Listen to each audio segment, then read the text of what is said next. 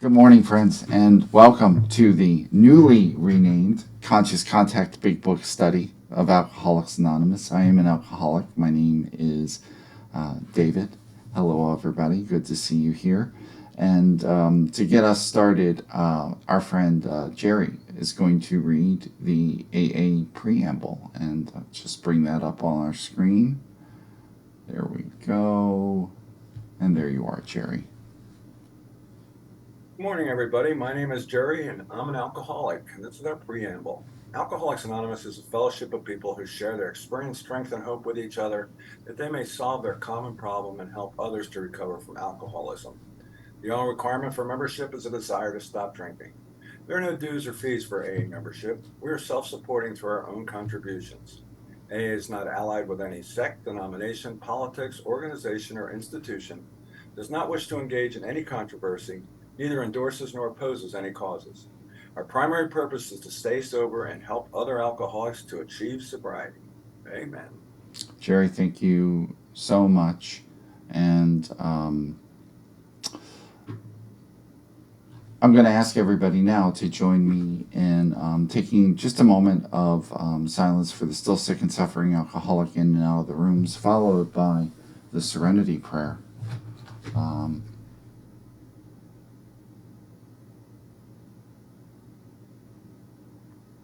God, grant me the serenity to accept the things I cannot change, the courage to change the things I can, and the wisdom to know the difference. Amen. So welcome, everybody. I think they're all mostly veterans here, but in case anyone's new, we are a line-by-line big book study, and we go through the book slowly. The purpose of this is to really transform our relationship with the book and with the program. At least that's what I found when I started going to my first line-by-line big book study. And it really kind of opened up the program to me in an entirely new way, even after many decades sober. So what we do is we categorize the text into our 5 categories, and most of you are familiar with this by now. And here they are: questions, directions, explanations, promises, warnings, and history. And to help me use the book as a tool for not just understanding the program, but sharing the program with others, one of the things I do is I highlight certain passages, most passages, in order to really be able to reference quickly what's going on here. Today, I think last time we used our pink highlighter a lot for warnings. Today it's going to be the green highlighter, so I hope you have your green highlighter ready to go. And so in addition, just our format is today we'll be picking up, we started Into Action Chapter 6 last week, and we are continuing on. We are starting with page 73. In the middle there, the inconsistency is made worse, and we'll be talking a lot today about the whole notion of a double life. And so we'll do that. I'll talk until about 7, top of the hour for those of us on the East Coast. And then we'll open it up for questions and discussion and all of that kind of stuff. And in addition, just so people are aware, my portion, the beginning portion of the meeting, is recorded, and we are, in order to, we do that in order to have an archive of these meetings, and that is on YouTube, and the links for that are in the chat. And also, if you want to get the weekly reminder text, for this meeting, just leave me a chat message with your cell phone number. You can do a private chat message, and I'll add you to the list. And that goes out every Saturday, and it has the Zoom links to the meeting, and it also has the YouTube link to the archive. So moving onward, again, we are on page 73, just to summarize where we are at, where we're going. In the last section, Bill, he made a declaration kind of bold that more than most, the alcoholic leads a double life. And this is going to form the basis of where we're starting today, because as we see in today's reading, the confusing ideas and destructive behaviors that lie at the root of this double life also get to the root of our alcoholism. In other words, by investigating our double life, we finally get to see that the quote unquote, as is said elsewhere, the causes and conditions that underlie our spiritual malady are also found there. Bill goes on to tell us that the way out of this insidious pattern, because remember, self-awareness avails us nothing. So just becoming aware of these patterns and these habits aren't going to do it. It's what we do with them afterwards. The way out of this insidious pattern begins with being entirely honest with somebody. This practice of a searching and fearless process of self-disclosure, in effect, what it does is it opens a door through which we can enter into a genuinely transformative relationship with a God of our understanding. And I think it's an interesting point, and we'll see this. One of the things that Bill emphasizes is not necessarily when searching out who do we share this with. One of the things we'll see is that he really doesn't talk about expertise or qualifications in terms of religious or psychological or spiritual knowledge. What he talks about is discretion and a feeling of safety. And so what's up with that? I mean, you think if you're going to share your story with somebody, it's got to be with somebody who knows how to respond appropriately. But I think what he's pointing out there and what he gets to is that it's actually the disclosure itself that creates the healing that comes through our relationship with a higher power. So what he's saying is that the real healer here is not the person hearing our story. It's our higher power. And getting into a right relationship with that higher power. So let's jump in and we'll see where we go. So again, I'm on page 73. I'm in the middle. We are still in the, I think I mentioned last time, if I didn't, I'll mention it. All of 73 is warning. So, and what we're talking about, again, we started this last week, we're talking about the double life and the inconsistency. And he's not talking, when we say things like Jekyll and Hyde, we lead a Jekyll and Hyde kind of life. Bill's really calling us to look a little bit more deeply at that. I don't know about you, but when I would say the word Jekyll and Hyde, it was almost like, okay, I categorized it as this thing and then I'm moving on. I'm not really reflecting on what that actually means that I do and how I feel when I'm doing it and the impact of it. And Bill is saying, hold on. Let's look really closely at this, because this gets to the heart of our causes and conditions. And so this notion of an inconsistency. And for me, what that meant was that a large part of my life was confusing to me in a way that I couldn't even put words to. That took me some time sober in order to even get my head around.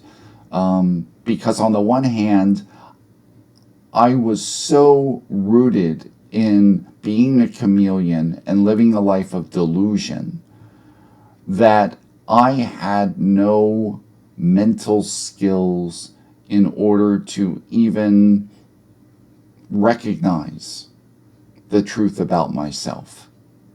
I had to learn in AA how to be truthful about myself.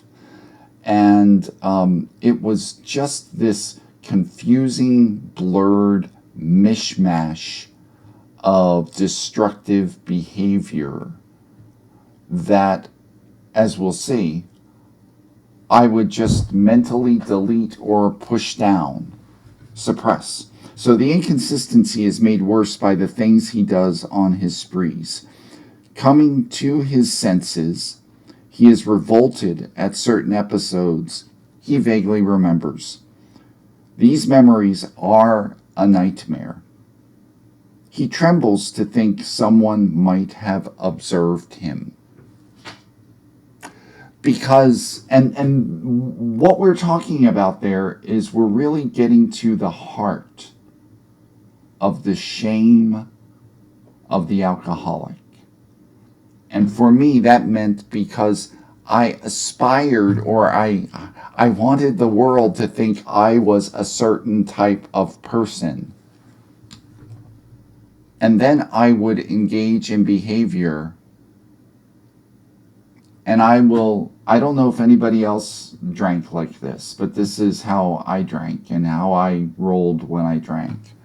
When I say I engaged in certain type of behavior, that I'm not saying that I was necessarily drunk at the time that I engaged in it. So I would engage in certain types of behavior, drunk and sober, that directly contradicted the type of person I wanted you to believe I was. Which made for, like, I had this fantasy or this projection of who I wanted you to be, and I had this confused, distorted, shameful reality of who I really was. He trembles to think someone might have observed him. As fast as he can, he pushes these memories far inside himself. He hopes they will never see the light of day. He is under constant fear and tension. That makes for more drinking. I was baffled for a long time. Why am I alcoholic? Why do I turn to this drinking like this? Or even after I was sober, why did I drink? What was it about? Why, like my family, I'm the only alcoholic in my family. I have a brother who is just we're like Irish twins. So he grew up right next to me. He's not alcoholic, but he experienced all of the same things I experienced growing up. But what I realized with my brother is, first of all, he doesn't have the spiritual malady. Second of all, my brother didn't lead a double life. And what I discovered when I did deep inventory is I was leading a double life long before I picked up a drink. And in fact, drinking made living a double life a lot easier at first. It sort of promoted that. But what I'm talking about here is the constant fear and tension. And for me, I was one of those alcoholics who acclimated really well. And what I mean by that is that as things got worse, I continued to normalize it.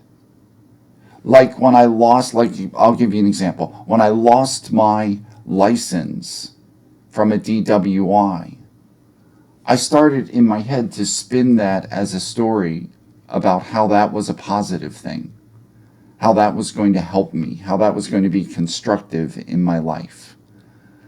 And I suddenly removed myself from the loss and the tragedy and the expense and all of that in order to make it sort of normal.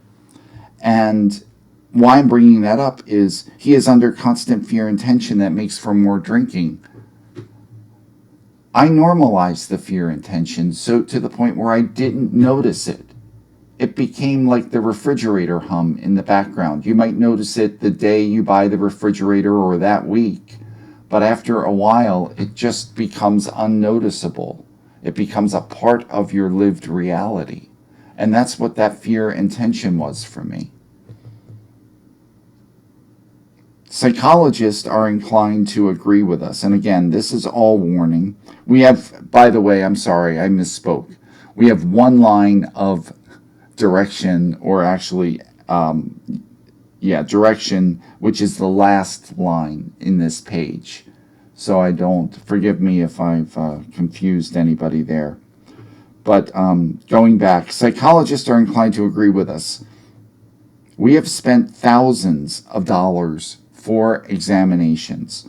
We know but few instances where we have given these doctors a fair break. We have seldom told them the whole truth, nor have we followed their advice. Not everybody makes it to psychologists or psychiatrists or today we would say therapists. I did. I tried them, and for a long time I would read this and I would hear this, and I would create this sort of almost cartoonish idea of what I was doing with them, with therapists, and why I did it. And what I mean by this is I would suddenly like almost turn myself into just this evil liar who was just like obstinate and unwilling. But the reality was, yes, I was unwilling to be honest with themselves. Why? Because I was so deluded that I did not see my drinking as the problem. I saw my drinking as the solution. And if I told them how much I really drank, this was the way my thinking went. If I told them how much I drank, they would misunderstand and think drinking was the source of my problem and tell me to stop. And I could not afford to have somebody tell me to stop drinking, because drinking, I believed, was not the source of my problem. It was the only solution I had. So I'm trying to get myself pulled together here.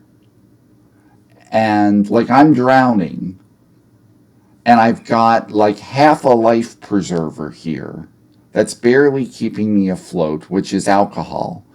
And you're going to tell me to throw it away. So I'm going to just drown completely. And that's why I was unwilling to be honest with therapists. Unwilling to be honest with these sympathetic men. We were honest with no one else. And that is correct. And what I think I painted the picture already, but I'll just make an analogy which drove it home for me when I thought of this. I always thought of therapists and of other helping professionals as sort of like tow truck drivers. And what I mean by that is, yes, please rescue me. I'm stranded. Please help me. Just don't tell me how to live my life. You know, give me a useful tidbit that can make me feel better. But don't get into my stuff. So, unwilling to be honest with these sympathetic men, we were honest with no one else. Small wonder many in the medical profession have a low opinion of alcoholics and their chance of recovery. And now we get into direction and explanation And this is where we need our green highlighter all warmed up, because this last line on 73, and all, and I'm looking just to confirm, yes, all of 74 are explanation or direction. And I'm going to say some of the most critical direction in our program is contained in these pages, in this particularly 74. We must be entirely honest with somebody if we expect to live long or happily in this world. And I don't know about anybody else, but I feel the need to just drive this home. Entirely honest with someone meant entirely honest. And I'm not denigrating by far the importance of meetings. Meetings are critical. But when I'm entirely honest with somebody, there is content that simply cannot be shared in a meeting, and has not been shared and will never be shared in a meeting. And some of the reason is not just because it's embarrassing or it's sexual in nature or whatever. Some of the reason is that it's confused, it's distorted, it doesn't make sense to me, and some of it's just, flat out gross, and I don't share that stuff in meetings with good reason. I share that part in a general way, and I share the real full truth with with another person, and that is, in my life, that is my sponsor, and it's also my spiritual director. Rightly and naturally, we think well before we choose the person or persons with whom to take this intimate and confidential step. Those of us belonging to a religious denomination, which requires confession, must, and of course, will want to go to the properly appointed authority whose duty it is to receive it. Though we have no religious connection, we may still do well to talk with someone ordained by an established religion. We often find such a person quick to see and understand our problem. Of course, we sometimes encounter people who do not understand alcoholics. I just want to hit the pause button there and point out two things that Bill does in the last two paragraphs that I think are critical. What attitude does he advocate towards religious people and mental health people? Seeking help and tolerance and recognizing their fundamental importance and value. And that really shifted not just my attitude, how I shared about that stuff in a meeting, because I fell into sort of the knee-jerk reaction, like, nobody understands alcoholics, nobody can help alcoholics except for Alcoholics Anonymous. Well, that's great, but in order to make AA right and to validate AA, I also fell into the tendency of making everybody else wrong or limited. And that included religious people and mental health professionals and rehabs, which I've never been to, but I was the expert on rehabs. So, moving on. If we cannot or would rather not do this, and they're talking about connecting with a spiritual person, a religious person, we search our acquaintance for a closed-mouth, understanding friend, perhaps our doctor or psychologist. will be the person. It may be one of our own family, but we cannot disclose anything to our wives or our parents which will hurt them and make them unhappy. We have no right to save our own skin at another person's expense. Such parts of our story we tell to someone who will understand, yet be unaffected. Quick poll. Who's heard it said in meetings, there are no rules in Alcoholics Anonymous? What's the next sentence say?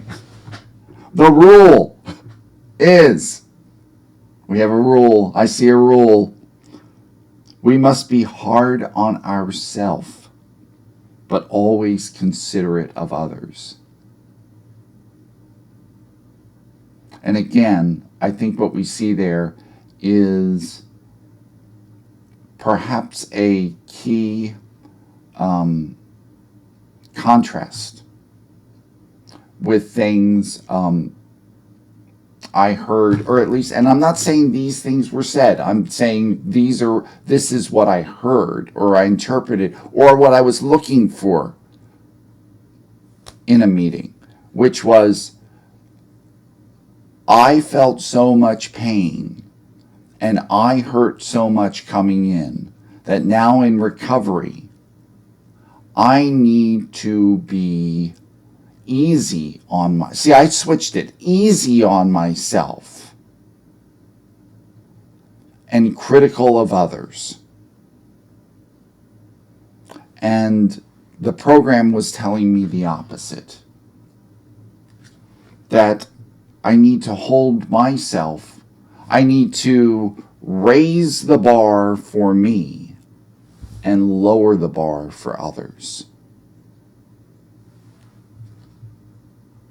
Now, of course, I'm saying that I want to put a big asterisk around that and recognize that some of us come from backgrounds with abuse, trauma, domestic violence, all those things.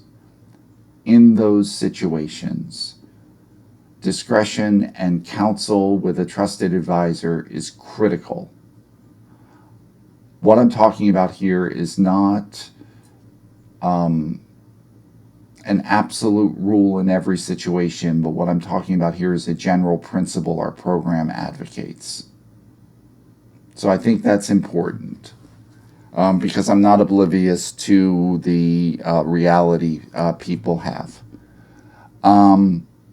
Notwithstanding the great necessity for discussing ourselves with someone, it may be so situated that there is no suitable person available. If that is, this step may be postponed. Only, however, if we hold ourselves in complete readiness to go through with it at the first opportunity. We say this because we are very anxious that we talk with the right person. It is important that he be able to keep a confidence that he fully understand and approve what we are driving at, and that he not try to change our plans. And then we end this paragraph with a warning. But we must not use this as a mere excuse to postpone. So, okay, let's do this. I was going to, as I always do, I was overly ambitious and I was going to cover 2 more paragraphs, but we are at the top of the hour and I see that John's hand is up there. I'm going to make one point and then open it up, and we will start next week with at the top of 75 when we decide. So in the previous paragraph, he's talking about basically the if you want to call it, the qualifications of someone to hear our story. The person needs to understand not necessarily alcoholism, but why it's necessary for us to be honest with somebody. And they need to have discretion. Notice what he's not saying, and I think there's two reasons for this. What he's not saying is you need to find an expert on alcoholism who can give you insight and feedback into your condition. And why do I think he's not saying this? I think he's not saying it for two reasons. One is practical and the other is spiritual. The practical reason is the book was written at a time when, if you would say, recovered alcoholics were few and far between. And the idea was the book was being mailed out and given out across the globe to people who may not have an AA group to turn to or a sponsor to turn to. So I think that that was the practical consideration. But I think even more importantly, and why this still may apply today, is yes, a sponsor is the ideal person, for sure. However, the real healing, and I have experienced this personally within a fifth step, has come not from the sponsor, as important as they were, but from God. Because what I found is that when I was honest with another person, God was able to step in. And with that,